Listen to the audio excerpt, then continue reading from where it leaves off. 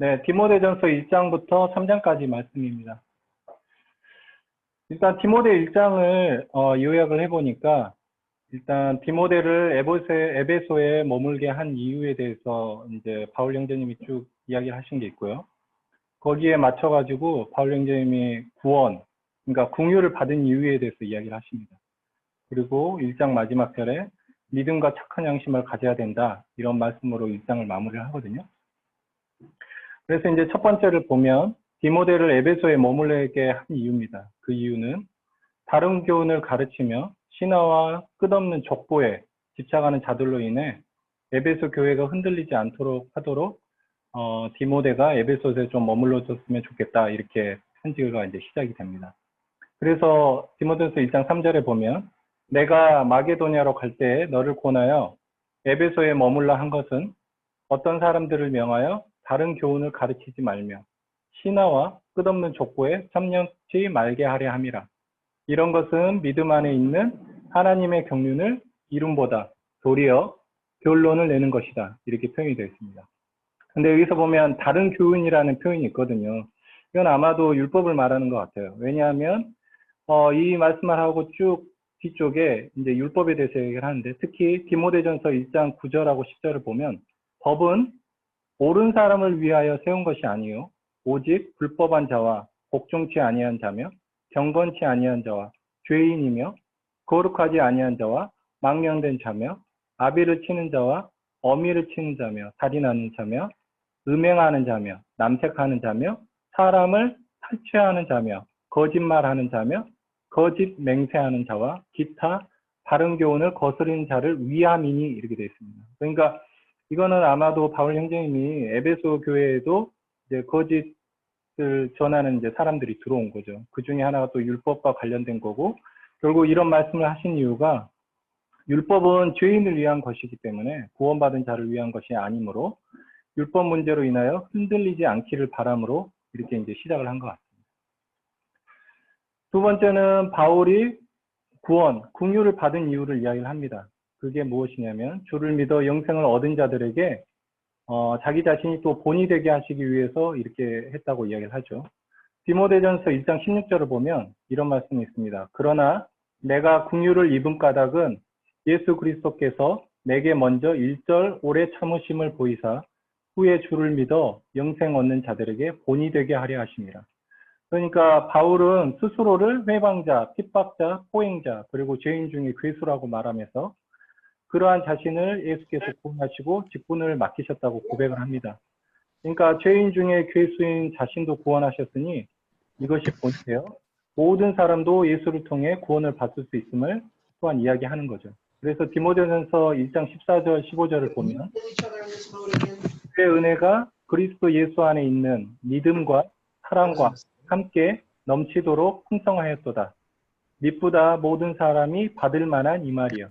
그리스도 예수께서 죄인을 구원하시려고 세상에 임하셨다 하였도다. 죄인 중에 내가 괴순이라, 이런 말씀이 있죠. 그러니까 주님의 은혜가 풍성히 넘쳤고 또한 이거는 모든 사람이 받을 수 있는 말이다. 그러니까 죄인 중에 괴수인 나도 구원하셨으니 모든 사람도 구원받기에 충분하다, 그거를 이야기를 합니다. 그리고 1장 마지막으로 믿음과 착한 양심을 가지라, 이런 이야기를 하십니다. 그래서 선한 싸움을 싸우고 믿음과 착한 양심을 가지라, 그리고 지켜라, 이렇게 이야기를 하죠. 그래서 후메네오와 알렉산더가 이 양심을 버렸고 그 믿음에 파선하였다, 이렇게 이야기를 합니다. 그래서 디모데전서 1장 19절에 보면 믿음과 착한 양심을 가지라. 어떤 이들이 이 양심을 버렸고 그 믿음에 관하여서는 파선하였느니라. 그 가운데 후메네오와 알렉산더가 있으니 내가 사단에게 내어준 것은 저희로 징계를 받아 회방하지 말게 하려 함이니라. 근데 이제 제가 여기 이제 말씀을 보다 보니까 이제 믿음에 대해서 파선이라는 표현을 썼어요. 근데 이제 파선이라는 게 영어로 보면 슈므렉입니다. 그러니까 배가 이제 갈기갈기 부서진 거죠. 그러니까 그 당시는 나무배기 때문에 배가 부서지면 갈기갈기 부서진 모습일 것 같습니다. 그래서 이거는 아마도 믿음에 대해서 다른 서신서에 보면 고린도전서 16장 13절에 보면 깨어 믿음에 굳게 서서 이렇게 그리고 골로새서 2장 7절을 보면 믿음에 굳게 서서, 그리고 베드로전서 5장 9절을 보면 너희는 믿음을 굳게 하여.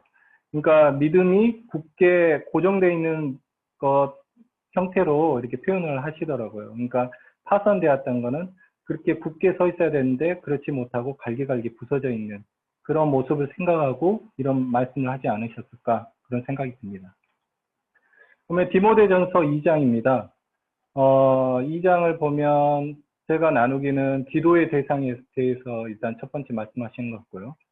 그 다음에 교회 안에서 남자와 여자의 역할에 대해서 이야기를 하시는 것 같습니다. 첫 번째 기도의 대상을 이야기할 때 임금과 높은 지위에 있는 사람들을 위해 기도하라, 이렇게 이야기합니다. 그 이유가 첫 번째가 고요하고 평안한 삶을 위해서 기도하라고 말씀하시죠. 그래서 디모데전서 2장 2절에 보면 이는 우리가 모든 경건과 단정한 중에 고요하고 평안한 생활을 하려 함이니라, 이렇게 이야기를 하고요.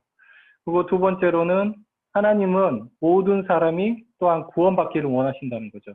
그러니까 디모데전서 2장 4절 보면 하나님은 모든 사람이 구원을 받으며 진리를 아는데 이르기를 원하시느니라. 그러니까 그 구원자는 오직 그리스도 예수 한 분뿐임을 이야기를 하는 겁니다. 그래서 디모데전서 2장 5절에 보면 하나님은 한 분이시고 또 하나님과 사람 사이에 중보도 한 분이시니 그 사람이신 예수, 그리스도 예수다, 이렇게 이야기를 하는 겁니다. 그러니까 하나님은 모든 사람이 구원받기를 원하시기 때문에 임금들과 높은 지위에 있는 사람들마저도 모두 구원받기를 하나님은 원하신다는 거죠. 그렇기 때문에 우리가 고요하고 평안한 삶을 위해서도 그들을 위해 기도해야 되지만 또한 그들이 예수 그리스도를 알 수 있도록 또한 기도하는 게 필요하다, 이렇게 말씀하시는 것 같습니다. 그리고 이제 두 번째로 교회 안에서 남자와 여자의 역할에 대해서 이야기를 했어요. 첫 번째, 남자에 대해서는 아주 단순하게 이야기합니다. 기도를 해라, 이렇게 이야기를 합니다. 그래서 디모데후서 2장 8절에 보면 그러므로 각 처에서 남자들이 분노와 다툼이 없이 거룩한 손을 들어 기도하기를 원하노라, 이렇게 이야기하시죠. 먼저 우리가 기도를 해야 되지만 또한 형제들끼리의 분노가 있고 다툼이 없어야 된다, 또 이렇게 말씀하십니다. 또 여자들에게 대해서도 이야기를 합니다. 그게 첫 번째가 단정한 옷, 소박함과 정절로 단장을 해라. 그리고 선한 행실을 보여야 된다, 이렇게 이야기를 합니다. 그래서 디모데전서 2장 9절에 보면 또 이와 같이 여자들도 단정하게 옷을 입으며 소박함과 정절로서 자기를 단장하고 따은 머리와 금이나 진주나 값진 옷으로 하지 말고 오직 선행으로 하기를 원하노라. 이것이 하나님을 경외한다 하는 자들에게 마땅한 것이니라, 이렇게 이야기합니다. 그래서 어떤 겉을 꾸미거나 남들에게 보이기 위한 그런 모습이 아닌 주님 안에서 단정한 옷, 그리고 소박한 정절로 그리고 단장을 해야 되고 선한 행실을 보여야 된다, 이렇게 이야기를 하고 있습니다. 그리고 여자들이 교회 안에서는 가르치거나 남자를 주관하거나 해서는 안 되고 그에 맞서 조용히 순종함으로 배워야 된다, 이렇게 이야기합니다. 그 이유에 대해서 이야기를 합니다. 단순히 문화적인 부분이 아니고 남자가 먼저 지음을 받았고 그리고 하와인 여자가 먼저 죄에 빠졌기 때문에 이렇게 이야기를 하고 계십니다. 이거는 하나님 그 창조 이후에 있었던 그거를 이야기하는 거지 과거와 현재에 대한 어떤 환경적인 부분을 이야기하지 않고 있습니다. 그래서 디모데전서 2장 11절부터 쭉 보면 여자는 일체 순종함으로 조용히 배우라. 여자가 가르치는 것과 남자를 주관하는 것을 허락하지 아니하노니 오직 조용할지니라. 이는 아담이 먼저 지음을 받고 하와가 그 후며 아담이 속은 것이 아니고 여자가 속아 죄에 빠졌습니다, 이렇게 이야기를 하고 있습니다. 이제 디모데전서 3장입니다. 디모데전서 3장을 보면 감독과 집사에 대해서 이야기를 하고 있습니다. 먼저 감독입니다. 감독은 킹제임스 버전은 비숍이라고 되어 있고요. 거기 NIV에서는 오버시어 이렇게 되어 있습니다. 그래서 이제 감독에 대해서 이제 쭉 보면 첫 번째는 감독을 세울 때 이제 여러 가지 조건이 있는데 첫 번째가 책망할 것이 없어야 되고요. 또 한 아내의 남편이어야 된답니다.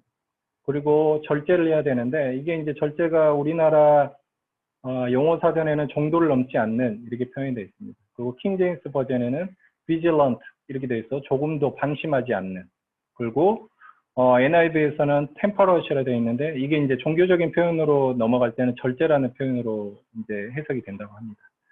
그리고 근신을 해야 됩니다. 말과 행동을 삼가하고 조심해야 된다는 거죠. 킹제임스 버전은 sober 이렇게 되어 있고요. 냉철하고 진지하게.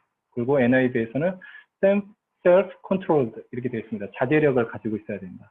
그리고 단정해야 된다. 몸가짐이 얌전하고 바라야 된다는 거죠. 그래서 킹제임스 버전에서는 good behavior 이렇게 되어 있고요. NIV에서는 respectable 해서 존경받을 만한 이렇게 되어 있습니다. 그리고 나그네 대접을 잘 해야 되고요. 또 가르치기를 잘 해야 되고, 또한 술을 즐기지 않아야 되고, 또한 구타하지 않아야 되고, 또 관용해야 된답니다. 다른 사람의 잘못을 너그럽게 용서할 수 있어야 된다는 거죠. 그래서 킹제임스 버전에 보면 patient라고 되어 있고요. NIV에서는 gentle로 표현되어 있습니다. 그래서 인내할 줄 알아야 되고, 또한 온화해야 된다는 그런 성품을 이야기를 하고 있습니다.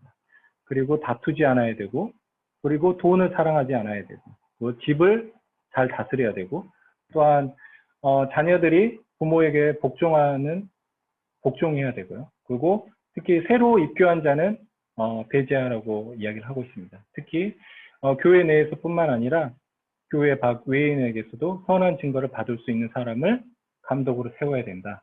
이렇게 이야기하고 있습니다. 집사입니다. 집사는 디콘인데요. 집사에서에 대해서도 단정해야 된다 이야기합니다. 근데 이제 단어가 좀 다릅니다. 그래서 제가 이게 좀 우리나라 단어로는 똑같이 단정이라고 돼 있는데 이게 어떤 차이가 있는지는 다음 페이지에서 한번 더 조금 나눠보겠습니다. 그래서 킹제임스 보면 grave라고 돼 있어요. 이게 이제 뭐 더 여러 뜻이 있는데 그중 뜻에 근엄하고 엄숙한이라는 뜻이 있더라고요. 그리고 NIV에서는 worthy of respect 이렇게 돼 있습니다. 그러니까는 존경하기에 충분한 그렇게 표현이 되어 있습니다. 그리고 일구이연하지 않는다. 그래서 한 번 말한 거에서 두 번 이야기를 하지 않는다는 거죠. 그래서 아마도 저 말은 뭐 누구나 사람은 실수할 수 있지만 실수한 부분에 대해서는 다른 얘기를 하는 게 아니고 분명히 그거에 대해서 잘못했다고 말할 수 있고 고칠 수 있어야 된다고 하지 않는 그런 표현이 아닌가 싶습니다. 그리고 술을 즐기지 않아야 되고요. 더러운 이익을 구하지 않아야 되고 그리고 깨끗한 양심을 가져야 되고 믿음의 비밀을 가져야 되고 또한 집사도 마찬가지입니다. 한 아내의 남편이어야 됩니다. 그리고 자녀와 또한 그 감독과 마찬가지로 자녀와 자기 집을 잘 다스릴 수 있어야 됩니다. 그리고 집사를 세울 때는 교회가 먼저 그 사람이 집사가 될 수 있는 충분한 자격이 있는지 시험을 해야 되고 책망할 것이 없으면 그때 자격을 부여해야 된다. 이렇게 이야기합니다. 제가 이제 감독과 집사를 하다 보니까 우리나라 단어로는 단정이라는 단어가 똑같이 쓰이더라고요. 근데 영어 단어는 서로 내용이 다르더라고요. 그래서 한번 찾아봤습니다. 그래서 감독이라는 헬라어와 집사라는 헬라어가 서로 다르더라고요. 그래서 보면은 감독에서 단정이라고 쓰인 단어가 신약에서는 딱 두 군데만 나옵니다. 그게 뭐냐면 디모데서 3장 2절에 그러므로 감독은 책망할 것이 없으며 한 아내의 남편이 되며 절제하며 신중하며 단정하며 나그네를 대접하며 가르치기를 잘하며 이렇게 되어 있고요. 그리고 동일한 단어로 쓰이는 게 디모데전서 2장 9절 또 이와 같이 여자들도 단정하게 옷을 입으며 소박함과 정절로서 자기를 단장하고 따은 머리와 금이나 진주나 값진 옷으로 하지 말고 이 표현으로 단정을 썼고요. 보면 집사도 똑같이 단정이라는 표현이 있는데 보면 디모데 3장 8절에 보면 집사들도 단정하고 이렇게 되어 있습니다. 근데 빌립보서 4장 8절에 보면 정말로 형제들아 무엇에든지 참되며 무엇에든지 경건하며 이렇게 되어 있습니다. 그러니까 디모데 3장 8절은 단정이라는 단어로 우리나라 말은 해석이 됐지만 빌립보서 4장 8절은 경건이라고 표현이 됐고요. 또 디모데전서 3장 11절을 보면 여자들 이와 같이 단정하며 착소하지 말며 절제하며 모든 일에 충성된 자라야 된다 이렇게 표현이 됐고요. 디도서 2장 2절에 보면 늙은 남자로는 절제하며 경건하며 이렇게 되어 있습니다.